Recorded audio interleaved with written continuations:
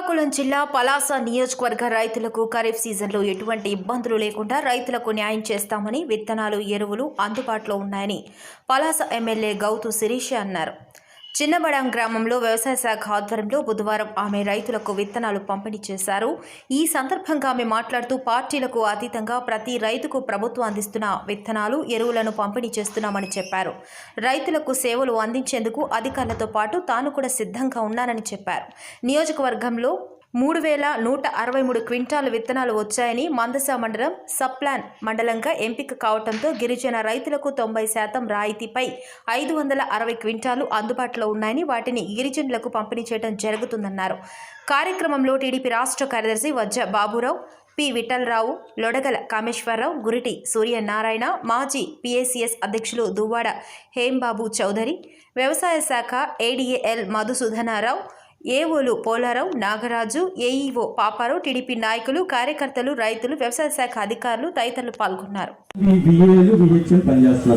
వీళ్ళు పని ఏంటంటే ప్రతి గ్రామంలో విత్తనాల పంపిణీ, ఎరువుల పంపిణీ, అదేవిధంగా మట్టి నమూనాల సేకరణ. మేడం, గత 5 సంవత్సరాల నుంచి ఈ స్కీమ్ అయితే ప్రక్కన పెట్టడం జరిగింది మేడం.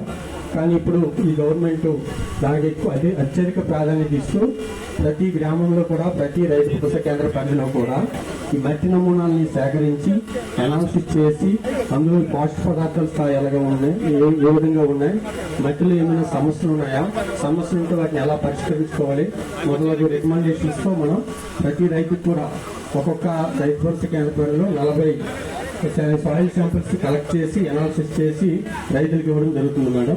అది కూడా ఇప్పుడు మేము టేకప్ చేస్తున్నాం.